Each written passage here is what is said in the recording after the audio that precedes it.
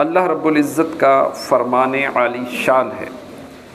إِلَّا الَّذِينَ عَاهَدتُّم مِّنَ الْمُشْرِكِينَ، پھر وہ مشرک جن سے تمہارا معاہدہ تھا، ثُمَّ لَمْ يَنْقُصُوكُمْ شَيْئًا،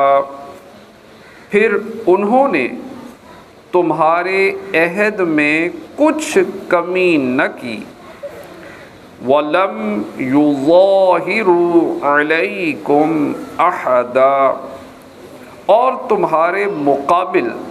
کسی کو مدد نہ دی، تو کیا کرو؟ فَأَتِمُّوا إِلَيْهِمْ عَهْدَهُمْ إِلَى مُدَّتِهِمْ، تو ان کا عہد ٹھہری ہوئی مدت تک پورا کرو،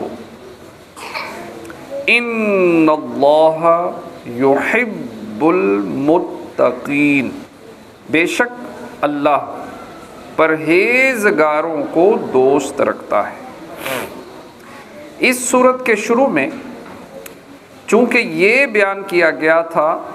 کہ آئندہ 4 ماہ تک کافروں سے معاہدے برقرار رہیں گے اور اس کے بعد ختم، اب یہاں فرمایا گیا کہ جن لوگوں کے ساتھ تمہارا معاہدہ ہے اور وہ معاہدے کے پابند ہیں اور انہوں نے معاہدے کو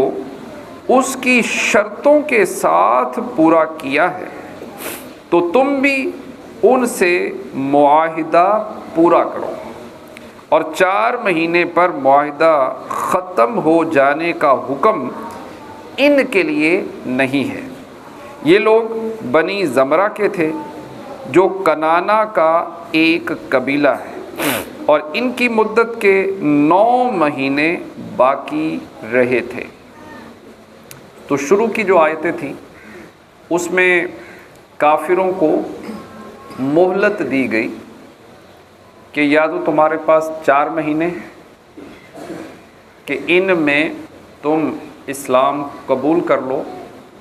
اور یا پھر قتل ہونے کے لیے تیار ہو جاؤ، ٹھیک ہے۔ تو یہاں یہ آیت میں اللہ پاک نے فرما دیا کہ وہ لوگ جنہوں نے معاہدے کی پاسداری کی ہے ان کا معاہدہ وہ پورا کیا جائے گا، یعنی ان کو 4 مہینے کی مہلت نہیں ہے بلکہ ان کے ساتھ جتنے مدت کی مہلت ہے اس کو پورا کیا جائے گا۔ دیکھیں اسلام کتنا خوبصورت ہے کہ حالانکہ وہ لوگ کافر تھے اور اسلام نے غلبہ پا لیا تھا، مکہ فتح ہو چکا تھا، تو اسلام اس کے باوجود کہ مکہ فتح ہو گیا لیکن پھر بھی جو کافر تھے ان کے ساتھ کیا ہوا معاہدہ اسلام اس کو پورا کرنے کا حکم دے رہا ہے۔ یہ ہے اسلام، اور ورنہ آپ کافروں کو دیکھیں تو ان کے نزدیک کوئی معاہدہ نہیں ہے۔ آپ اسرائیل کی مثال لے لیں کہ اسرائیل کیا کرتا ہے، اسرائیل کہ وہ حماس کے لیڈرز کو بلاتا ہے معاہدہ کرنے کے لیے اور پھر میزائل پھینکتا ہے۔ تو یہ دیکھیے کہ یہ ہے کافر، اور دوسری طرف آپ اسلام کا خوبصورت چہرہ دیکھیں، ٹھیک ہے۔ تو یہ فرق ہے ایک دین حق میں اور باقی جو سارے مذاہب جو باطل ہو چکے ان میں۔ تو جو دین سے نکل گیا، یہودی دین اسلام سے نکل گئے، عیسائی دین اسلام سے نکل گئے، اب یہ جو چاہیں کریں۔ ظاہر ہے جب ایک بندے نے دین اسلام کو چھوڑ دیا تو پھر جو چاہے کرے، لیکن جو پہلے کے جو لوگ تھے وہ مسلمان تھے جو حضرت عیسیٰ علیہ السلام کے زمانے میں، اور جب تک انہوں نے حضرت عیسیٰ علیہ السلام کی پیروی کو صحیح رکھا وہ مسلمان تھے۔ اور اسی طرح حضرت موسیٰ علیہ السلام کے زمانے میں جو مسلمان تھے اور انہوں نے جب تک دین اسلام کو تھام کے رکھا وہ مسلمان تھے، اور اس کے بعد کیا ہو گیا کہ جب حضرت عیسیٰ علیہ السلام تشریف لائے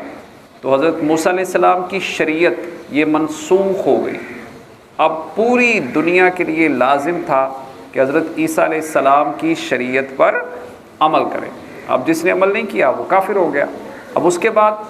حضرت پیارے آقا صلی اللہ تعالی علیہ وسلم تشریف لائے تو حضرت عیسیٰ علیہ السلام کے جو ماننے والے تھے ان پر پیارے آقا صلی اللہ تعالی علیہ وسلم کی شریعت پر عمل فرض ہو گیا۔ اب جس نے انکار کیا وہ کافر ہو گیا۔ تو کیا ہے کہ اب یہ جو عیسائی ہیں، یہ جو یہودی ہیں، اب یہ اپنے مذہب پر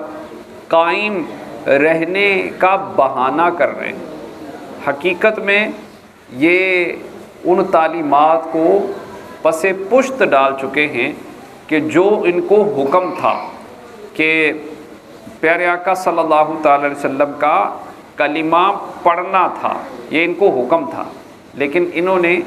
اس حکم کو، اللہ کے حکم کو پس پشت ڈال دیا اور پیارے آقا صلی اللہ تعالی علیہ وسلم پر ایمان نہیں لائے، لہٰذا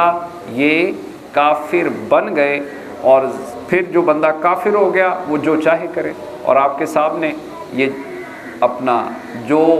یہ کر رہے ہیں وہ ہمارے سامنے ہے۔ تو اللہ کریم ہمیں عمل کی توفیق عطا فرمائے۔